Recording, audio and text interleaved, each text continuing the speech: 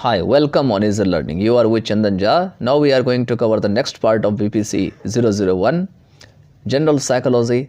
We are starting from 1.4. This is Psychology as a Science. Before this, I have uploaded other parts, and we have discussed before this part as a behavior, the factors of the behavior, and you should also watch those all other parts before watching this current part, because those parts would be very helpful for you to understand the new one.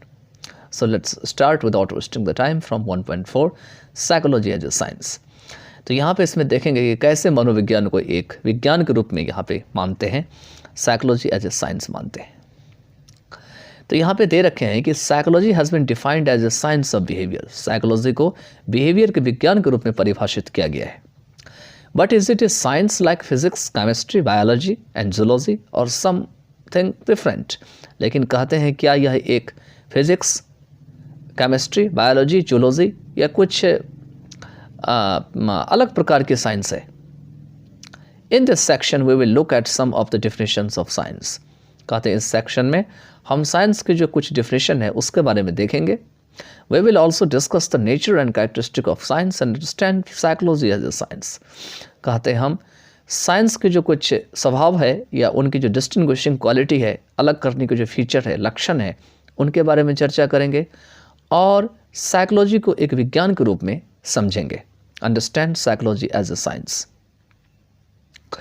Let's look at the following definition of science. कहते हैं science के जो following definition है उसके बारे में देखते हैं आखिर में साइंस होती क्या है. तो कहते हैं science is a systematised body of knowledge gathered through carefully observing and measuring events. Science क्या है? नॉलेज का एक सिस्टमेटाइज्ड बॉडी है. सिस्टमेटाइज का मतलब होता है आपने ऊपर से लेके नीचे तक हर एक चीज़ को सही से पढ़ा है, उसी को सिस्टमेटाइज्ड बॉडी ऑफ नॉलेज कहा गया है. जिसे कैसे गैदर किया जाता है? तो बहुत ध्यान से किसी चीज़ को गौर से देखने पर में, गौर से समझने पर में, और साथ में अगर कोई भी घटनाएं होती है तो उसको आप कैसे मेज़र करते हैं, इन सभी को मिला करके साइंस कहा जाता है. ये मॉर्गन एट ऑल 1986 का दिया गया है. नेक्स्ट दे रखे हैं इसमें, science is approach to knowledge based on systematic observation. Science क्या है कि नॉलेज का एक अप्रोच है, ठीक है, जो आपके सिस्टमैटिक ऑब्जर्वेशन के आधार पे होता है कि आप किसी चीज़ को कितना गौर से देखते हैं, कितना ऑब्जर्व करते हैं, किस हिसाब से उसको बिगिनिंग टू एंड देखते हैं, उसी को सिस्टमैटिक ऑब्जर्वेशन कहा जाता है. ये लेहे के द्वारा दिया गया था 1998 में. अब नेक्स्ट दे रखे हैं कि the sole aim of science is to classify, understand and unify the objects and phenomena of the material world. अब एकमात्र जो साइंस का उद्देश्य है, सोल एम मतलब एकमात्र उद्देश्य, वो ये है कि क्लासिफाई करने का. क्लासिफाई का मतलब अलग अलग करने का, वर्गीकरण करने का, समझने का, अंडरस्टैंड करने का. And unify the objects and phenomena of the material world, और जितनी भी ऑब्जेक्ट्स है उसको एक जगह जोड़ने का, यूनिफाई करने का, और जो ये जो भौतिक दुनिया है, मैटेरियल वर्ल्ड है, उसमें जो घटनाएं हो रही है, फिनोमिना हो रही है, उसको समझने का. By using a combination of accurate observation and experimentation, logic and intuition, scientists seek to understand the rules that govern all levels of the natural universe. We will now describe the characteristic of science. कहते हैं एक ठीक अगर observation या कोई experiment करते हैं, प्रयोग करते हैं, ये जो काम करते हैं उसको मिला करके अगर आप उसको सही यूज़ कर रहे हैं, लॉजिक को समझ रहे हैं, इंट्यूशन को समझ रहे हैं. इंट्यूशन क्या होती है कि आपके मन में जो फीलिंग आया, उस फीलिंग के हिसाब से आपने किसी चीज़ के बारे में बता दिया. आपने उसकी सच्चाई को नहीं देखा, बल्कि बस आपके मन में जो फीलिंग है, बस उस फीलिंग के आधार पे आपने किसी चीज़ को बता दिया. उसके पीछे क्या फैक्ट्स है उस चीज़ को नहीं देखा. तो इसी चीज़ को इंग्लिश में इंट्यूशन कहा जाता है. तो साइंटिस्ट क्या करते हैं, इसी चीज़ को देखते हुए सीक टू अंडरस्टैंड, वो उस चीज़ को समझने का प्रयास करते हैं और उस रूल्स को निकालने का प्रयास करते हैं कि कौन सा रूल निकाले, कौन सा नियम बनाए, that govern all levels of natural universe, जो कि पूरी नेचुरल यूनिवर्स पे हावी हो जाए, पूरा नेचुरल यूनिवर्स में एक ही तरह से काम करे. We will now describe the characteristics of science. कहते हैं अब हम साइंस के जो कैरेक्टरिस्टिक है, डिस्टिंग्विशिंग क्वालिटी है, उसके बारे में हम डिस्क्राइब करेंगे। तो देखते हैं साइंस की कैरेक्टरिस्टिक पहले है क्या, आखिर साइंस को कैसे हम किसी और से अलग करते हैं, इसी को कैरेक्टरिस्टिक कहा गया है, डिस्टिंग्विशिंग क्वालिटी या ट्रेट कहा गया है। तो 1.4.1 में सबसे पहले यहाँ पे देखते हैं कि the observation of events are systematized in various ways but mainly by classifying and establishing general principles and laws to describe and predict new events as accurately as possible। कहते हैं जितनी भी घटनाएं हैं अगर उसको हम गौर से देखते हैं, इसी को ऑब्जर्वेशन कहा जाता है।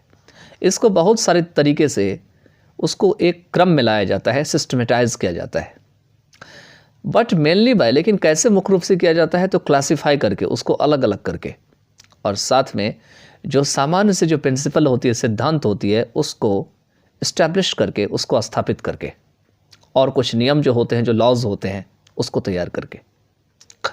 क्या करने के लिए?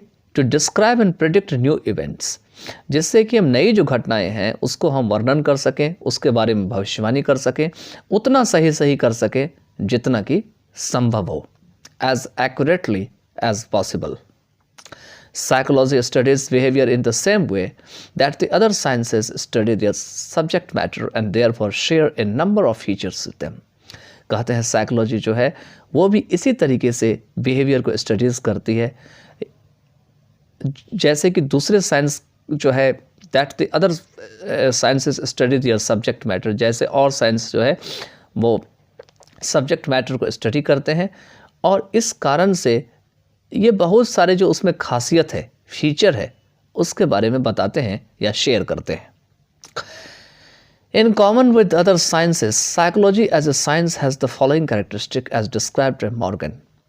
कहते हैं अगर और भी साइंसेस में अगर कॉमन देखा जाए तो साइकोलॉजी को भी साइंस के रूप में जो है बताया जाता है, इसके कुछ फॉलोइंग कैरेक्टरिस्टिक बताया जाता है, जैसे कि मॉर्गन के द्वारा बताया गया कि आप साइकोलॉजी को भी एक साइंस के रूप में देखें, और इसके लिए उन्होंने कुछ कैरेक्टरिस्टिक बताए, और क्या कैरेक्टरिस्टिक है वो नीचे दिए गए हैं। सबसे पहला कैरेक्टरिस्टिक है एम्पेरिकल ऑब्जर्वेशन।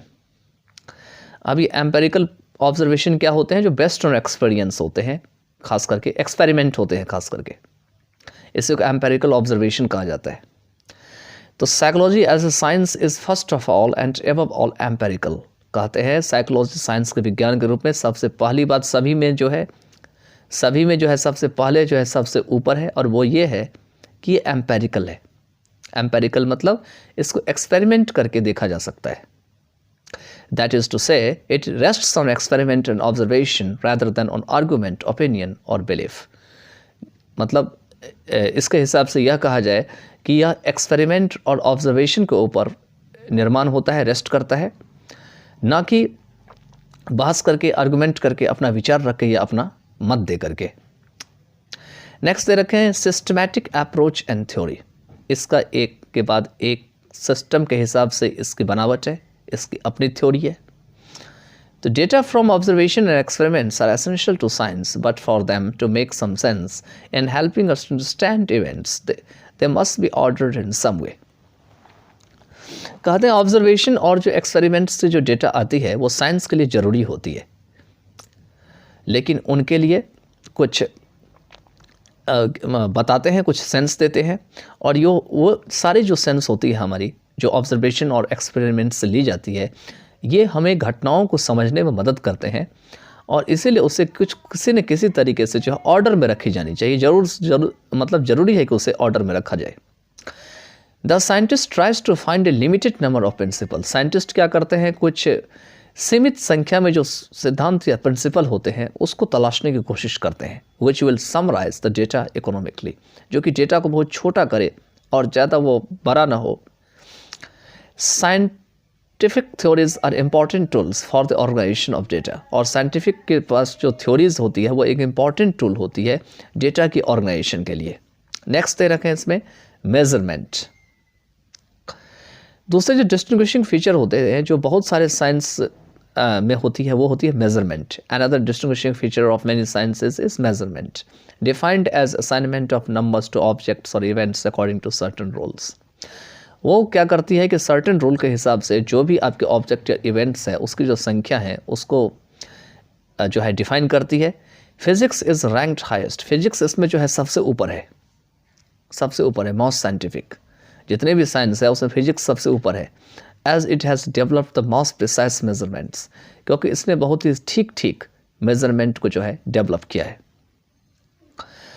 अब आगे जो है इसमें दे रखे हैं वो है आपका डेफिनेशन ऑफ टर्म्स, कि इस शब्द का क्या डेफिनेशन है। Careful definition of terms is essential to clear thinking in science. अगर आप टर्म की जो केयरफुल डेफिनेशन देखेंगे, जो बहुत ज़रूरी है साइंस के क्लियर थिंकिंग के लिए। The procedure in psychology is to define concepts by relating them to observable behaviour, operational definition. और कहते हैं साइकोलॉजी में जो प्रोसीजर है जो कि डिफाइन करने का है कॉन्सेप्ट को, वो ये है कि ऑब्जर्वेबल बिहेवियर को आप जो है जोड़ के देखें, जिसको ऑपरेशनल डेफिनेशन कहा जाता है। When we define a concept operationally, we define it in terms of measurable and observable conditions। कहते हैं जब हम कॉन्सेप्ट को ऑपरेशनली रूप से डिफाइन करते हैं तब हम इसे मेजरेबल और ऑब्जर्वेबल कंडीशंस के शब्दों के हिसाब से डिफाइन करते हैं। For example, the concept of length, height in physics and concepts like intelligence, motivation, personality in psychology are defined in terms of observable operations. यहाँ पे फिजिक्स और जो साइकोलॉजी के बीच जो ऑब्जर्व करने का खास करके और मेज़र करने का तरीका उसके बारे में दे रखे हैं कि फिजिक्स में लेंथ, हाइट की जो कॉन्सेप्ट्स को मेज़र करने का तरीका है, और जो कॉन्सेप्ट्स है जैसे कि इंटेलिजेंस, मोटिवेशन, पर्सनैलिटी जो साइकोलॉजी में है, इसे ऑब्जर्वेबल ऑपरेशंस के हिसाब से डिफाइन किया जाता है।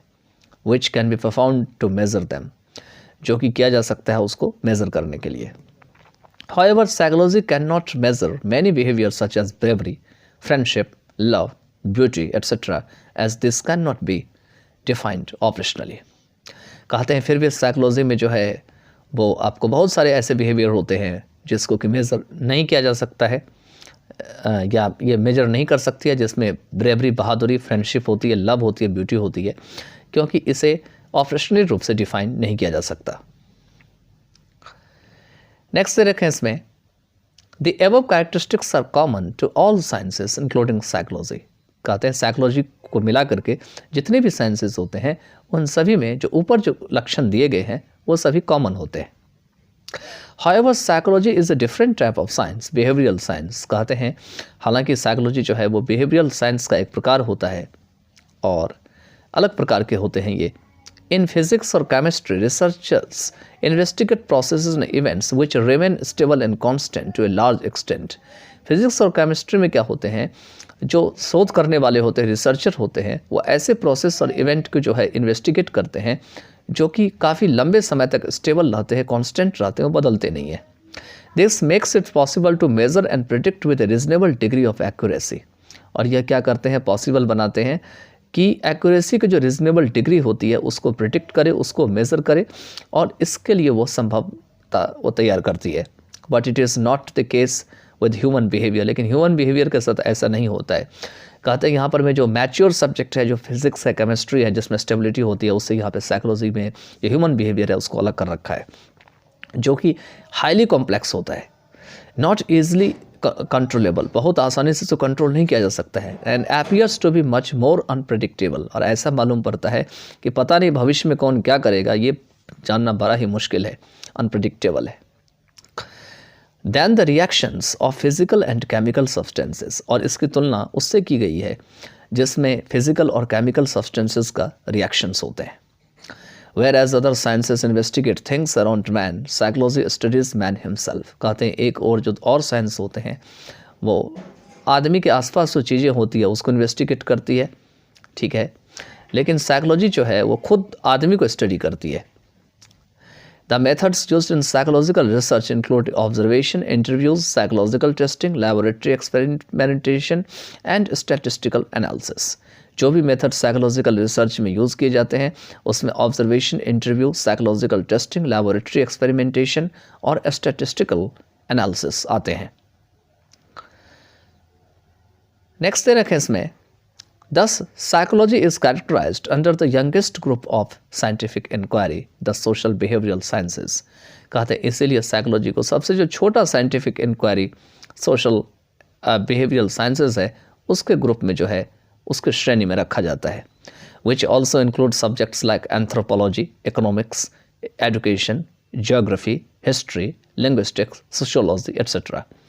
जिसमें कुछ और भी सब्जेक्ट जो है वो शामिल होते हैं, जैसे एंथ्रोपोलॉजी जो मानव की स्टडी करते हैं उसको एंथ्रोपोलॉजी कहा जाता है। इकोनॉमिक्स जानते हैं, एजुकेशन, जियोग्राफी, हिस्ट्री, लिंग्विस्टिक्स मतलब भाषावादी जो भाषा को जानने वाले हैं, सोशियोलॉजी समाजशास्त्र, ये सारे कुछ जो है इसमें शामिल होते हैं। The first group of sciences are the physical sciences, which include subjects like physics, chemistry, etc. Next, the biological life sciences that include such subjects as biology, botany, zoology, etc. कहते हैं जो पहला जो ग्रुप होते हैं science, उसमें physical science होते हैं जिसमें कि कुछ सब्जेक्ट्स होते हैं जैसे फिजिक्स, केमिस्ट्री होते हैं, और जो आगे होते हैं वो बायोलॉजिकल या लाइफ साइंसेज होते हैं जिसमें कि कुछ ऐसे सब्जेक्ट होते हैं जैसे बायोलॉजी होते हैं, बॉटनी होते हैं, जूलॉजी होते हैं। नेक्स्ट और जो लास्ट जो पैराग्राफ है इस वीडियो का वो आपके दे रखे हैं। The application of knowledge to practical problems is an art. कहते हैं नॉलेज की जो एप्लीकेशन है प्रैक्टिकल प्रॉब्लम के लिए उसे आर्ट कहा जाता है। इट इज़ द स्किल और नैक फॉर डूइंग थिंग्स। यह एक स्किल होती है, नैक होती है, किसी चीज़ को करने की एबिलिटी आपका बहुत अच्छा होता है, किसी चीज़ को समझने की एबिलिटी बहुत अच्छी होती है, उसको नैक कहा जाता है, जिसमें आप किसी चीज़ों को करते हैं। For doing things which is acquired by study. वो कैसे एक्वायर की जाती है? तो पढ़ के की जाती है, प्रैक्टिस करके की जाती है और स्पेशल एक्सपीरियंस के द्वारा की जाती है। Since principles and laws of psychology are applied to solve human problems in a number of situations, families, schools, organizations, environment, as well as treating behavior disorders and emotional problems, it is also an art। कहते हैं क्योंकि जो सिद्धांत है, जो कानून है, नियम है साइकोलॉजी के, जो कि ह्यूमन बिहेवियर की समस्याओं को सॉल्व करने के लिए की जाती है बहुत सारी सिचुएशंस में, जैसे फैमिली होते हैं, स्कूल होते हैं, ऑर्गेनाइजेशंस होते हैं, एनवायरनमेंट होते हैं, साथ साथ बिहेवियर डिसऑर्डर को ठीक करने के लिए किया जाता है, ट्रीट करने के लिए, और इमोशनल प्रॉब्लम को। तो इसीलिए यह एक आर्ट भी है। ठीक है, तो चलिए इसके साथ जो है ये वीडियो एंड होता है। अब हम नेक्स्ट पार्ट ऑफ वीडियो में जो है साइकोलॉजी को देखेंगे कि what it is and what it is not को जानेंगे।